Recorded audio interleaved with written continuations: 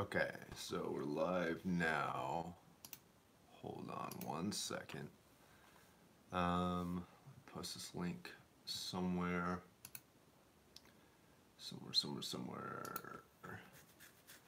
Somewhere beyond the sea. Okay, why can't I find this? What's up, man? How's it going? I'm trying to post this link really quick, so hold off on asking me any questions for just a second.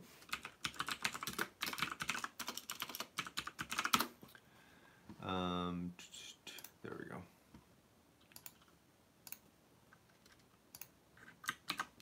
What's up, guys? How's everybody doing? I'm doing pretty well. It's early. I just woke up, actually. We slept in a little bit late. We were gonna get up at 6 and go film some of this stuff for the vlog. To go to we've got like a lake up the street, and we were gonna just walk to it, but we slept in because we're bad people.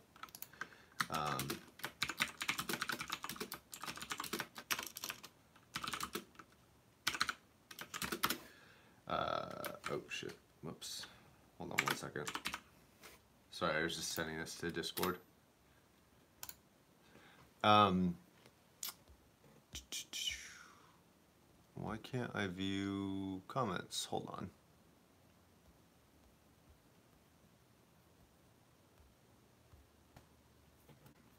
on. I was going to talk about something today, but I recently forgot. What about Stacks and Mr. Speaker's review? Mr. Speaker's review is probably coming out, I think, tomorrow. I was supposed to get the LCD 2Cs yesterday, and I emailed the guy because they never showed up. So they probably either got delayed or something like that. Hopefully nothing went wrong with them. But the Mr. Speaker's review is coming out I think tomorrow or shortly after. I have all the B-roll, I have the video filmed, I just need to edit it and get it posted. And then from there, the Stacks review, the guy's sending me another like larger amplifier, or sorry, energizer for it. And I want to compare the two energizers because right now the one I have is their like mobile energizer. I think the other one's from like Woo Audio. This is like a, it's hard to kind of see, but this is a Stacks like DSD, which DSD doesn't matter. Sorry, but it's an energizer, and I've heard from like numerous sources that this isn't like the most like or the best amplifier energizer for an electrostatic. So he's sending me like a big one that's supposed to be, he like hasn't even opened it, so it's pretty cool. The problem that I'm running into with the Stacks is like it's a very limited edition. Like there's only going to be 800 of the Stacks that I'm reviewing made ever, and they're not L300s and they're not L700s. They're like a mix. They have like an L300 kind of housing, they have an L700 element, and then they have or driver, and then they have a like L500 like headband structure or something along those lines. So it's like a Frankenstein thing, but they're only making 800. It's very limited. So the problem is that people like Z have heard all three, both L300, L700, and he says that they're closer to the L700s, but even though they're closer to the L700s, they're not L700s. So my review is going to kind of be like just for super limited headphone, it won't be applicable to either. So it'll be interesting to see, to people who have heard them, where my review compares to them. I'd love to get the others in to compare. I don't know why, but my chat is like having some issues right now. Yeah, mobile Stacks never made sense to me either. Oh yeah, I don't know if I said this, but this is like a wireless amp. Like it has power without having to be wired, which is crazy. And dust gets in the drivers and stuff like that with the Stacks and stuff. Like you have to keep them covered and things. So they're really finicky. So I really wouldn't want to bring them outside.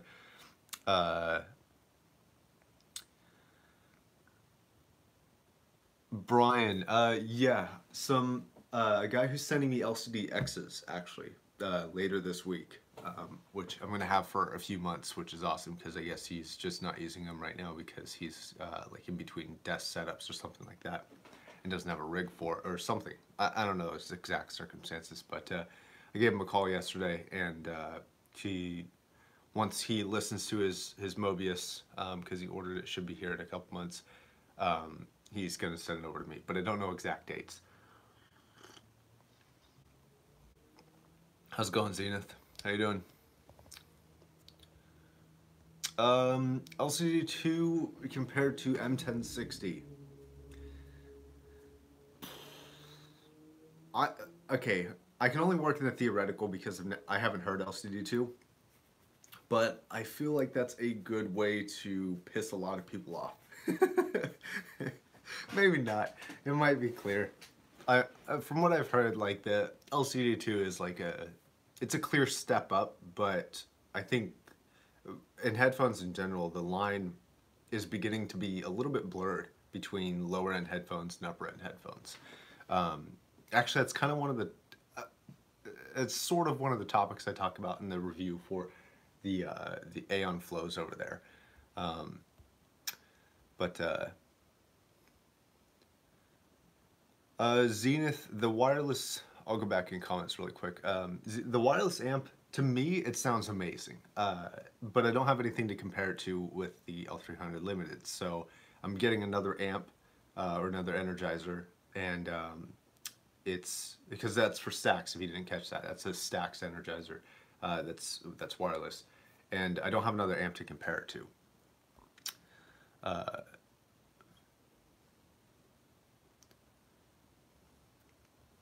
Hold on one second.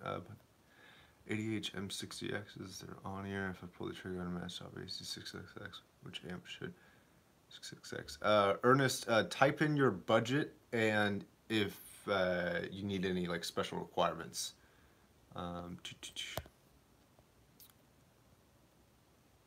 Is it worth upgrade for the SHPs? So SHP actually, very nice gentleman who wishes to maintain or remain anonymous gifted me a pair of SHPs, and I've heard them before a while ago. I reviewed them, and I owned them a while back, like 2 years back, I think, or a year back, or something like that. And I really like them, but the overall consensus: this versus 4XX, very different headphones, very very different. The 4XX is like a very warm, very bassy sound. It's very clear though. It does have pretty resolving highs. I would say more resolving than these, but these have a very different sound signature. Those are wider sounding. They have more sound stage. These have like a very intimate sound. They're like a budget HD 600 or HD 650. And they have a little bit of sibilance issues. The 4XX does not. There's trade-offs, but you're talking about two completely different headphones. So for the sake of experience for you, I would recommend getting the 4XX. I think they're a wonderful headphone, but if you are not a bass person or you're not a warm headphone person, you go towards a more you know, cleaner or brighter sound, then stay away from them. But is it an upgrade in my opinion? Yes. For build quality, for comfort, it's a bit of an upgrade. For sound quality too, overall, it is also an upgrade. But this does offer a unique approach that not too many headphones do really well regarding like vocal presentation and how everything is centered, and also having, you know, with these specifically, not so much with the 600s, this actually has a bit more soundstage than the 600s from what I can remember. But I haven't heard them in a while, so take that one with a grain of salt. But the 4XX is even wider, but it is not as intimate, so there's trade-offs here and there.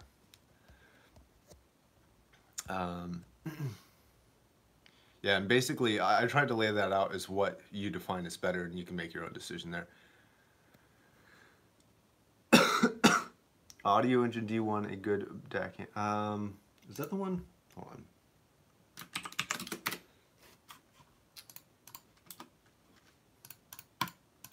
Oh, come on, stop being retarded. I had, I think, issues with this. Okay, so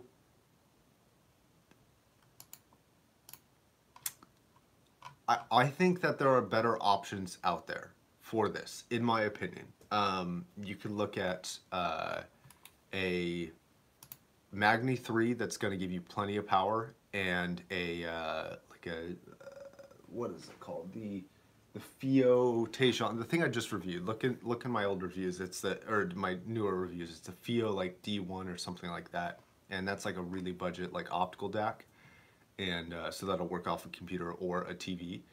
And then the Magni 3 is going to be, in my opinion, a better amp. I'm sorry, a better amplifier than the Audio Engine D1. Although the D1 is a tiny bit cleaner and doesn't distort as hard, but the shit's just a lot more powerful. And you're going to be running in about 130 bucks for that DAC amp combo versus like 160 for the D1. So I've never tried multi-bit from shit, so I don't know. I know there's a lot of like diehards for it, but I know there's also a lot of people who don't really notice the difference, or you know, say there's not a difference. So it's really up to the individual. Budget on a DAC amp between 150 to 200 for the 6XX.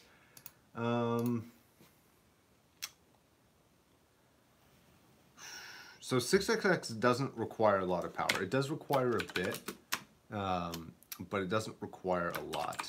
I think I'm going to recommend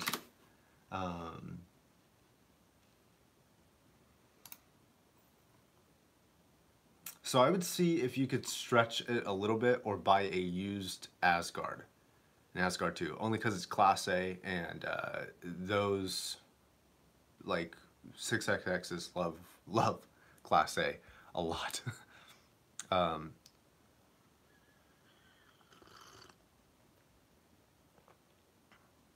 HM5 pads? Yeah. Hold on one second. So I only have two variants at the moment that I can show you at least. So these are the angled brainwaves pads. These are technically HM5 pads, you know, and then these are the extra large pads. And you can see the ear cup is about the same in height. You're just talking about like different widths.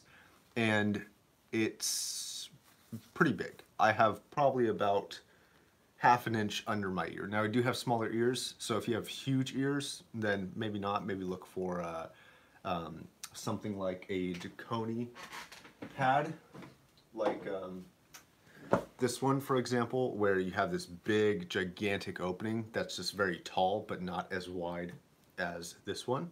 So look for trade-offs. If you have any like weird ears or extra large ears, then you may want to look for like specified places, but in general, HM5s are a great option. If you haven't seen my video on pad guide, like a buying guide on like perforated versus velour versus leather, I would check that out. It might help you. Okay.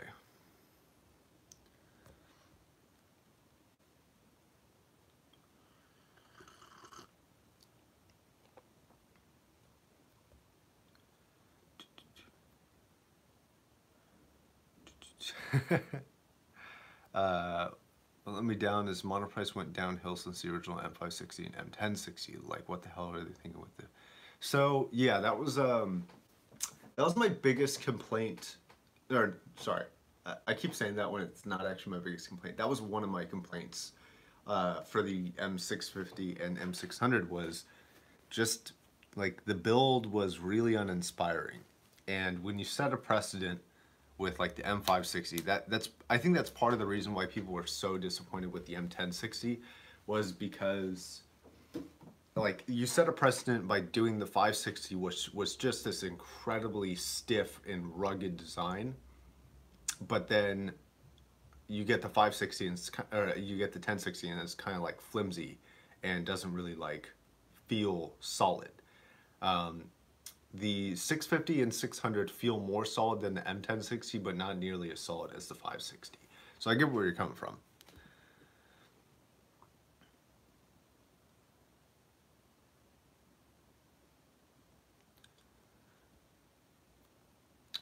Do you think those of us in the PNW could do a meetup?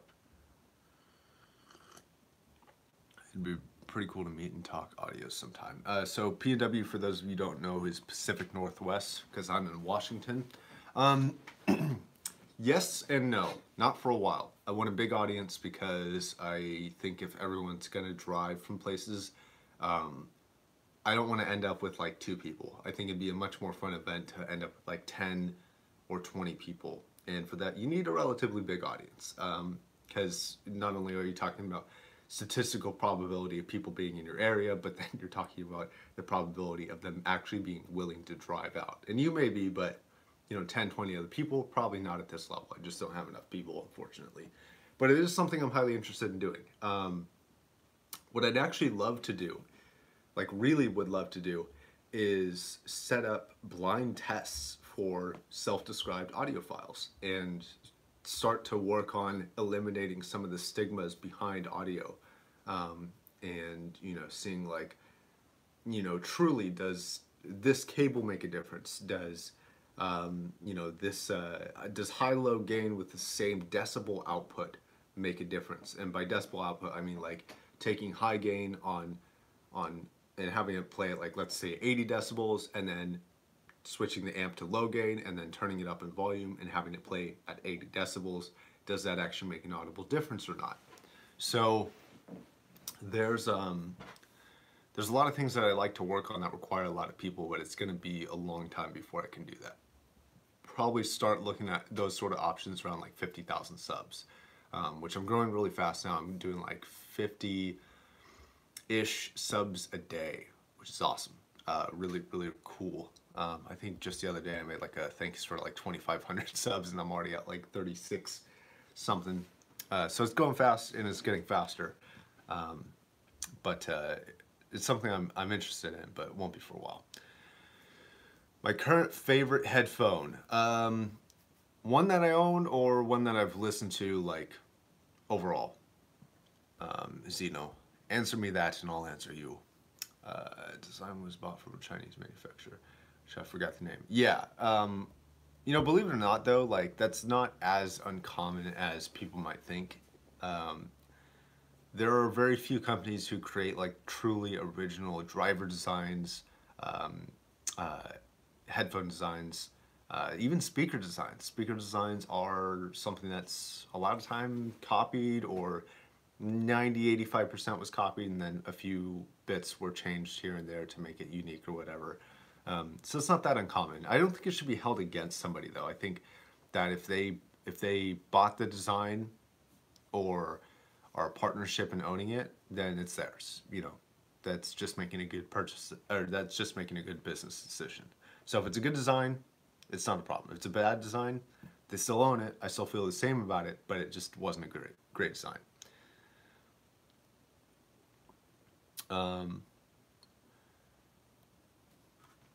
Stonehenge.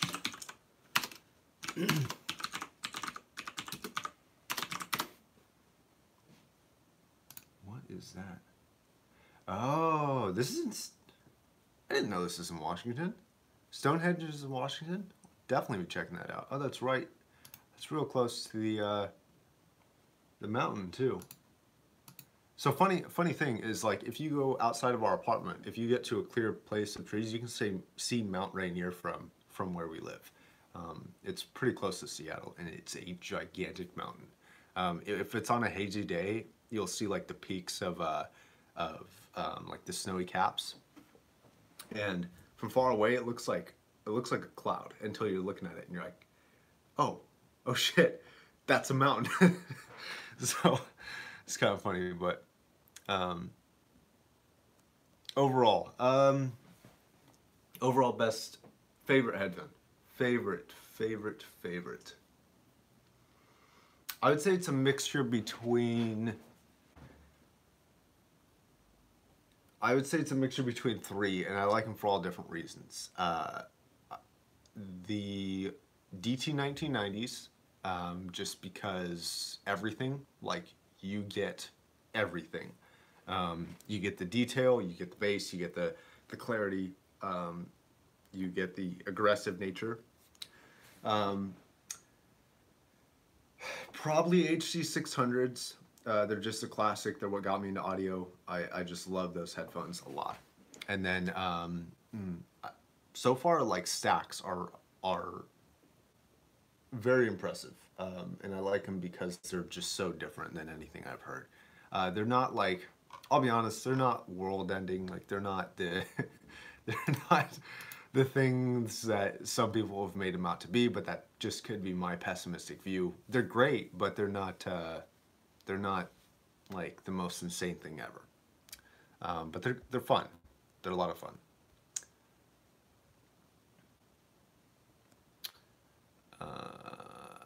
Any experience with the 800S or 820s? No, I have had experience with the 800s. Didn't really like them for music, loved them for gaming, but no experience with the 800S yet. What's up, GA? Gay? Any other hobbies other than audio? Yes, although not nearly as invested in them as I would like to be. But once money is better, then I will be reinvesting my time and efforts into those. One is motorcycles. I used to ride. I haven't ridden in years, and I miss it a lot. Cars are kind of always something that I've been interested in, but never really got into. Like I never went to, I went to a couple of events here and there, but it was never something that I was like constantly going to racetracks or anything like that. But both of those require a lot of money. I am into gaming mice for some reason. I don't know why. I love gaming mice. This is a G305. I still need to make a review for this, but this is probably the best gaming mouse I've ever used. Just incredible performance out of this thing for a wireless mouse. It's just nuts. Other hobbies. I don't know. I love hiking. I like working out. I don't know if you guys noticed, but like this shirt used to be super tight on me. Not because I was heavy, or not because I was buff or anything, but I've lost a lot of weight. You can definitely see it on my face if you go to my older videos. Without too much diet change, actually. I kind of bought into a lot of the science for intermittent fasting. I actually recommend checking out a site called My Circadian Clock, and it's a .org website. They're actually government funded to do research on intermittent fasting, how it affects the body, stuff like that. They are like the actual scientists doing the research on this subject. And so if you're going to take information from anybody, take it there.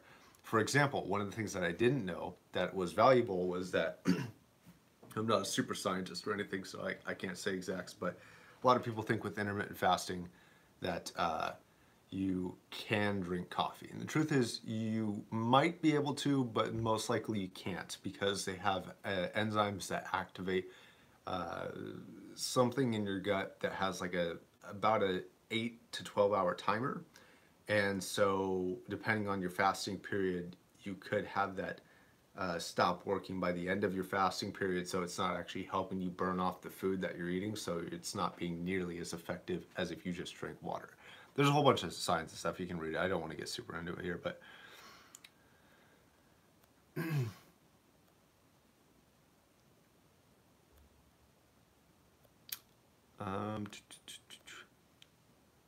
I tried the Creative Sound Blaster E5. Is that an amp or a headphone? I think it was an amp. Yeah, have not tried it. Honestly, I haven't tried any Creative products.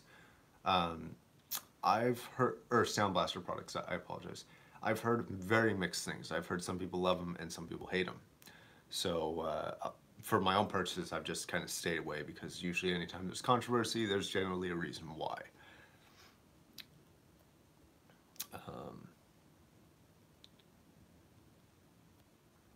Haven't heard any Cavelli amps. I know that Monoprice is working on some, and I'm with their like review staff or whatever, uh, and um, and they're supposed to have some coming out. So I'm hoping to get those in for review when they come out, because I'm curious how good they are.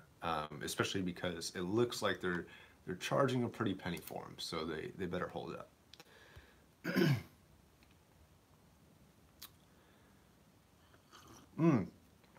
Paulo, I don't know where to buy vegan pads, but um, Deconi does have, and I'm not being paid to say this, Deconi does have these, they're like the elite velours, right?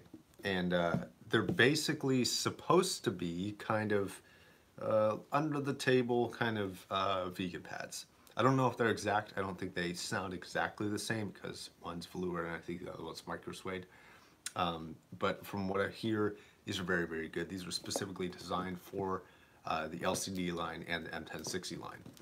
But like literally, the line is Odyssey LCD Series Elite Velour. Like that's what they're made for. They're expensive though, but I check them out because they're available, and vegan pads aren't.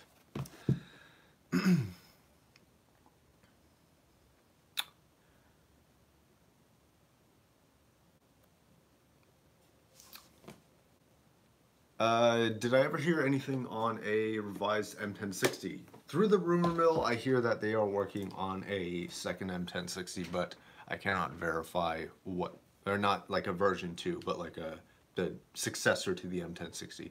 But I am not sure of what exactly will be changed.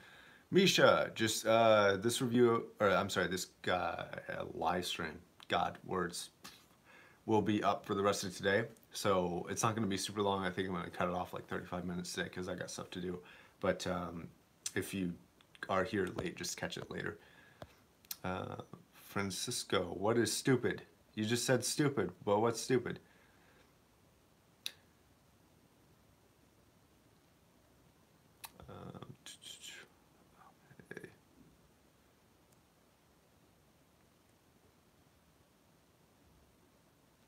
Yeah, intermittent fasting is pretty awesome. Like, I don't have a scale, so I can't verify, but I was like 210 pounds. I'm probably like 190, 185 right now, and I don't really try that hard. So if I didn't have to try and I'm losing weight, that's good with me. Like last night we had pizza. We have pizza all the time, and it's just like, and we ate late too. We broke our period. But the science is very interesting. Mike Hawk, here's your shout out because your friend is asking for it. You got good friends as long as he's not being an asshole.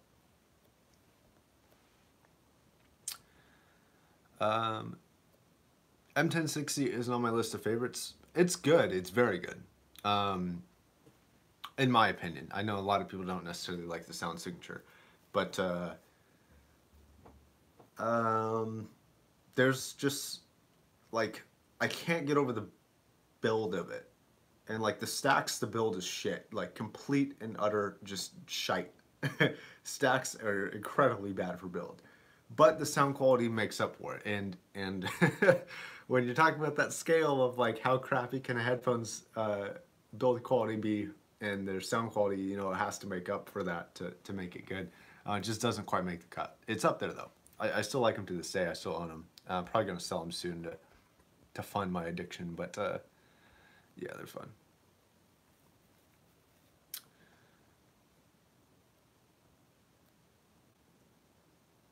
Yeah, picking up heavy things and putting them down is fun. Any headphone I'm interested in owning in the future? I'm curious about LCDXs. It'll be a long time before I can buy them, but I'm very curious about them. People say they're intense, and I generally like intense headphones, depending on the delivery.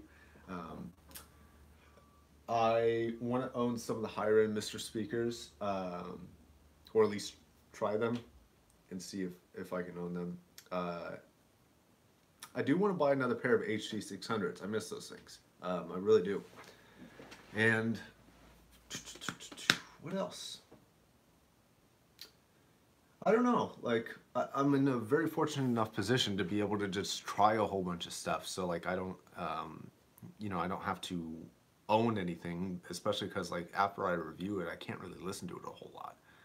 Yeah, DT 1990 honestly would probably be at the top of the list of headphones I'd be able to buy soon-ish. Not super soon, but soon. Um, but haven't tried Fostex TH. I don't think I've tried any THs.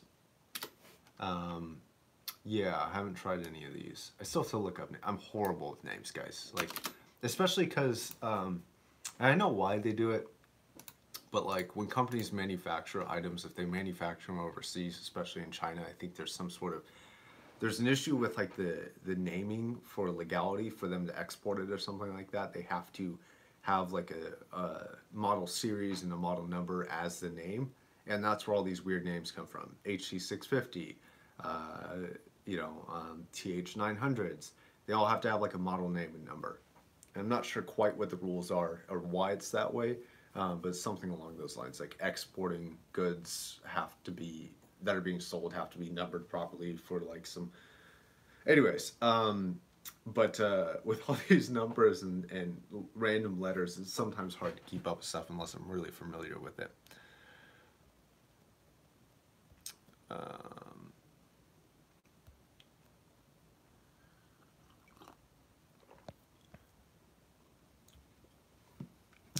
Nighthawks versus Night Owls for gaming. I have not tried the Night Owls, but I would assume Nighthawks, only because they're open and generally that lends itself to better and more natural soundstage. Let's talk about Nighthawks for gaming actually for a second. Nighthawks for gaming are strange. They're a little similar to Argons in the fact that they can be really bassy yet also maintain really good soundstage and very accurate imaging. And I think that probably comes from being V-shaped because a lot of soundstage and imaging comes from the upper end. But let me verify that. I'm not actually sure.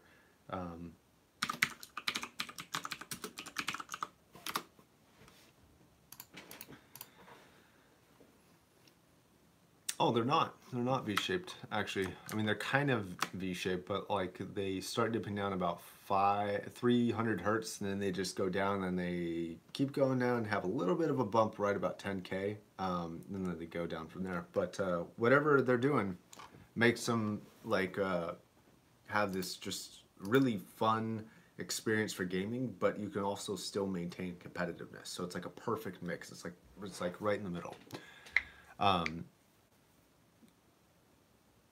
Do you have any good methods, recipes for removing blood stains? No. No. Just Google it, man. I don't know if you gotta hide a body somewhere, just go Google it.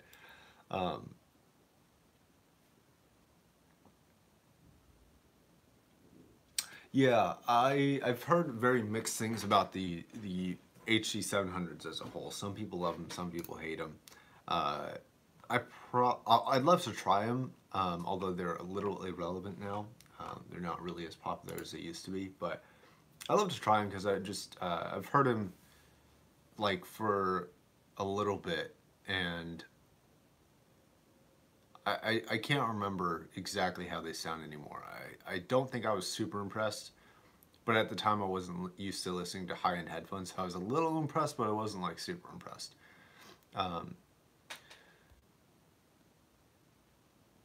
Hey, thanks, Geeky Android Trips. I appreciate you joining the team.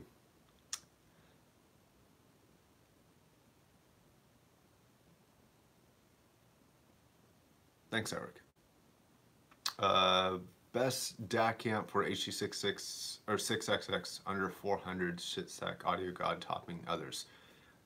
Under 400, I don't have the experience to really tell you what the best is going to be.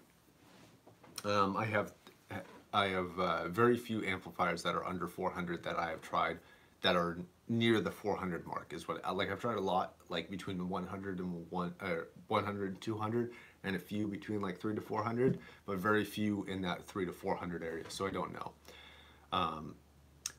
Actually, I'm using my phone. Why did somebody say it looks like shit?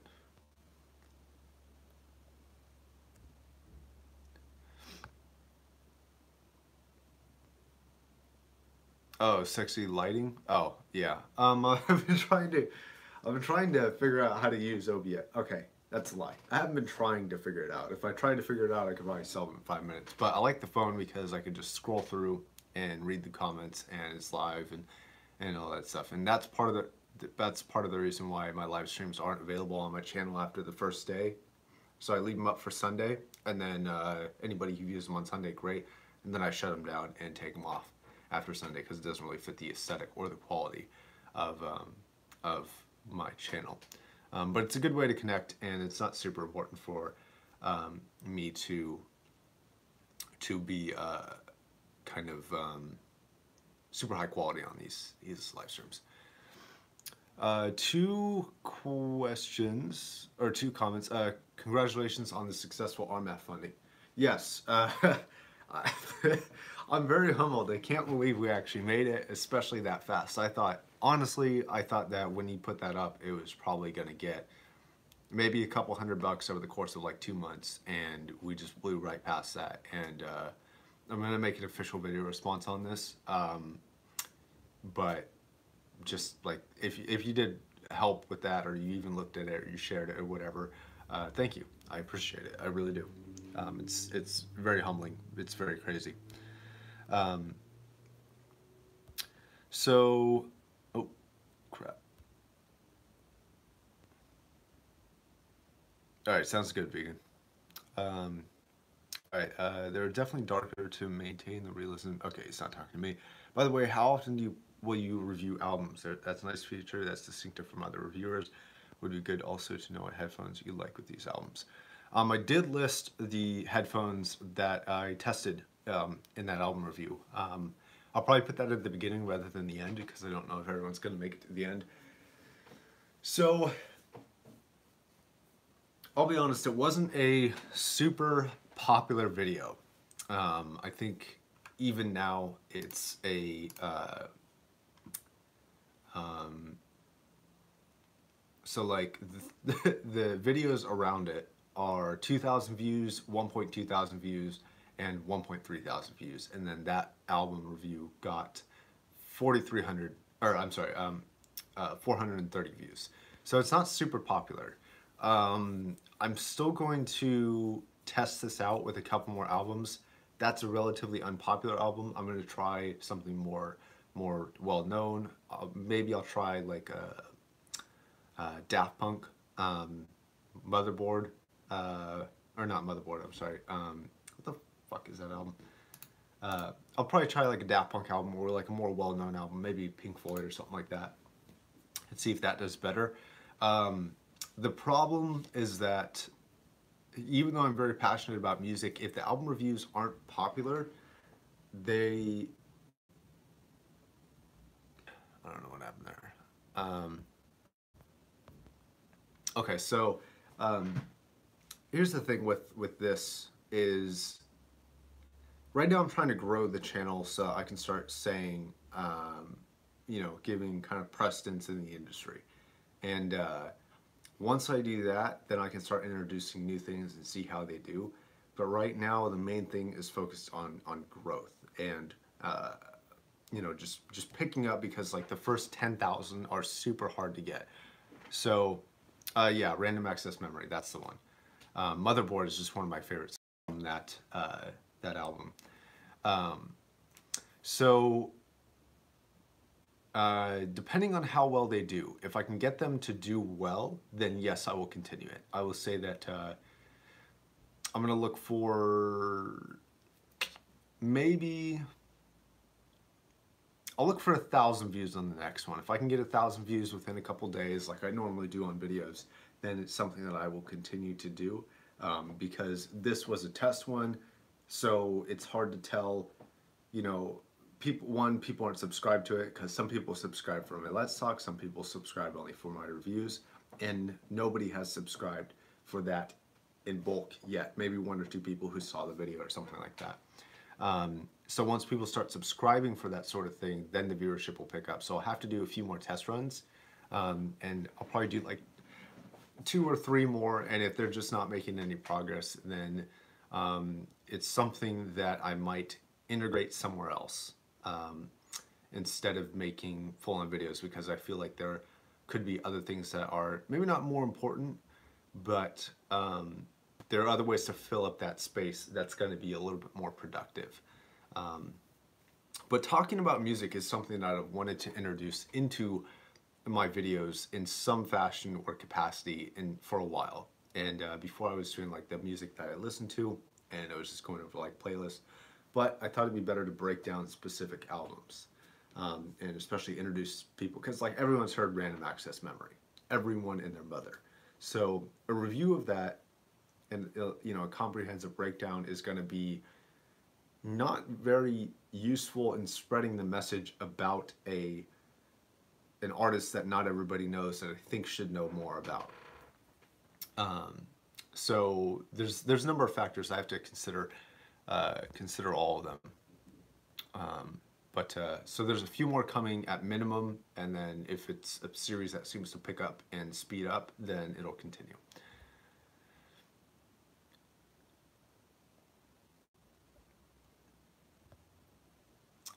What is that?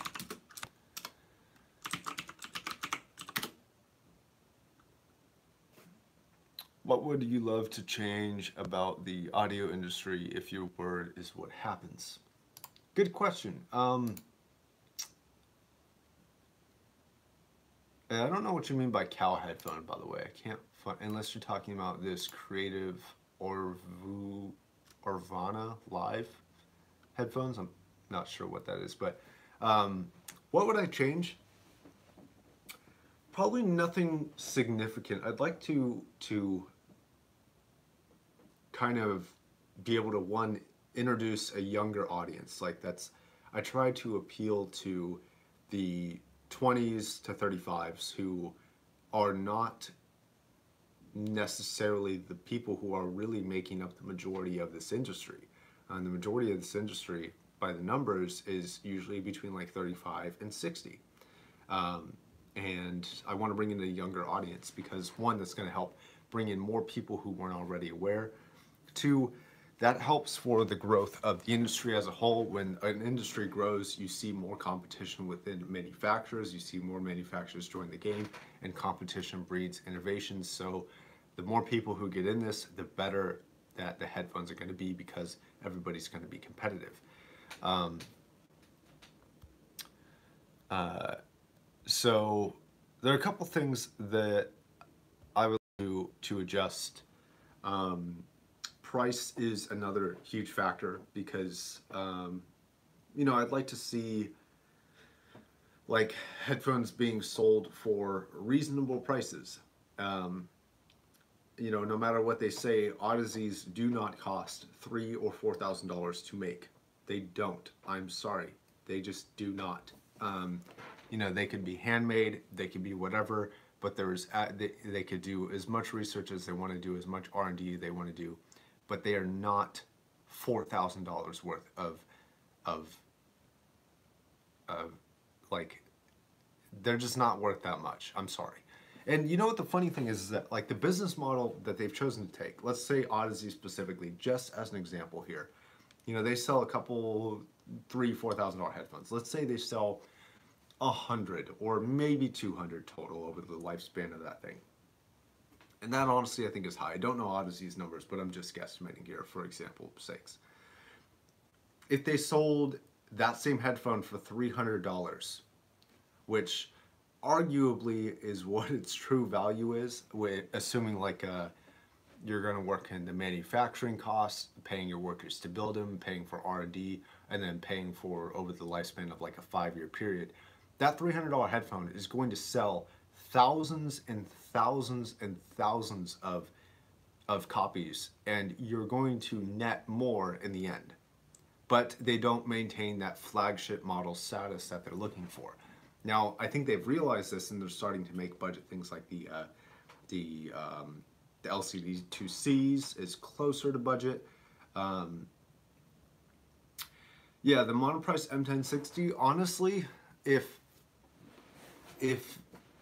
they could get something that was close to the M1060 in price, but with better build quality, I think people would jump there instead. But they're just too far ahead, so they're missing this huge gap in the market. And I think the problem is like it's, oh, thanks, man, appreciate it. My dear favorite audio reviewer, thank you, appreciate it. It's weird to hear because I've always been like not the favorite. I don't know. I've always been the underdog, and still am. But you know, if they could get something that was just a little bit more budget friendly, I think they would sell a whole lot more. And maybe have one flagship model like Sennheiser. Sennheiser makes budget-oriented headphones, and they have a few models leading up to like under $1,000, which is great. And then they have currently, including the A23 models that are above $1,000. And I think that's okay, but like the majority of Odyssey stuff are above $1,000, and that's not a good price point for mass sales. And I think if they're going to do mass sales, and that's really where the money comes in. So they're not in this for money apparently, but I do think they are charging too high of a premium for their products.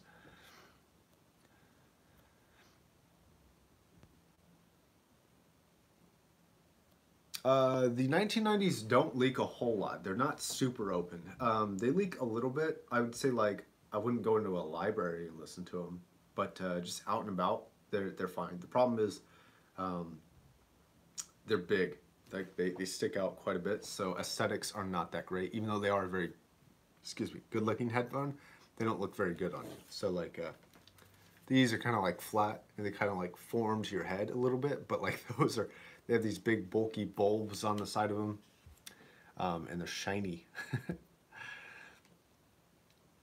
Any plans to review studio monitors? Seems to be a natural phase 2 after headphones.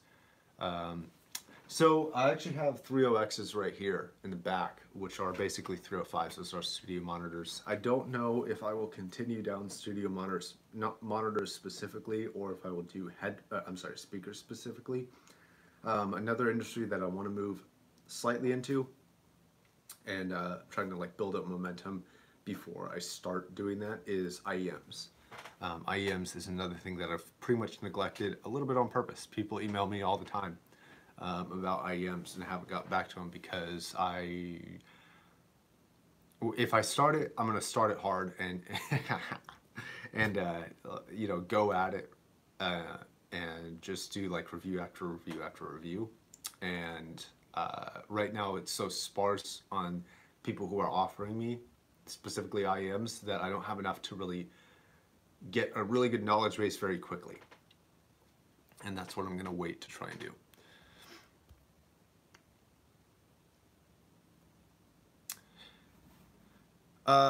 Yes, Eric, the Sennheiser is charging too high of a premium. So for example, the Gorilla Glass. One, we all know Gorilla Glass is not that expensive. It is nice, but it is not that expensive.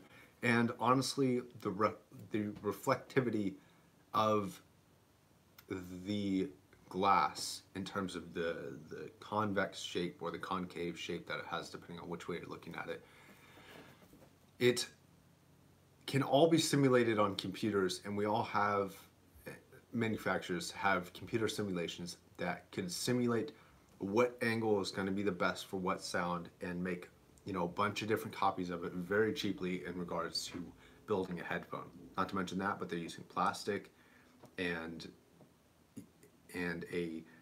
I'm not sure if it's a brand new driver structure, but I'm pretty sure it's very similar to the HG 800 and 800S. I can't verify that, I can't remember, but it's very similar. So you're talking about very little R&D in compared to making a brand new headphone that doesn't have any any sort of precedence like they were using for the precedence of the HD800S.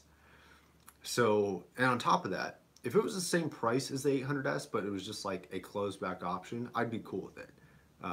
You know, I think that you're talking about a premium headphone at 1,600 bucks. All right, that's a little high, but whatever. If you want to charge that for your flagship, but then taking the 800S to be like, this is our premium model. 2 years later, oh, we're making this $2,500 closed back version of the same thing. That doesn't make sense to me.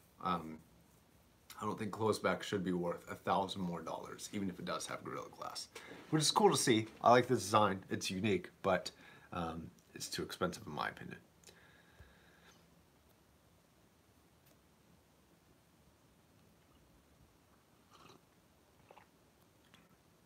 Haven't tried Andromedas, no. Okay, so 1770s probably still have the most incredible bass response I've ever heard. Not in like sheer amount, although it is a lot, but it just goes down and down and down and down and down, and it just never like lets up. And so when you're talking about like anything that you require a lot of bass from and a closed headphone, that's my go-to. As long as you can afford it and drive it, it's a good option.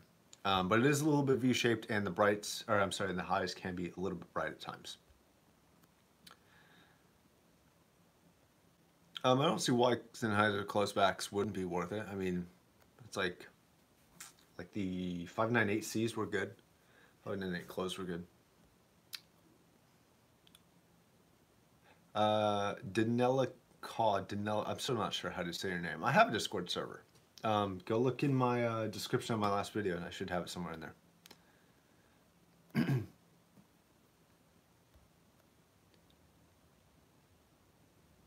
Thanks, Chuck. Appreciate it. I think I'm going to wrap this up. So any finishing questions that are coming in, I'd love to hear.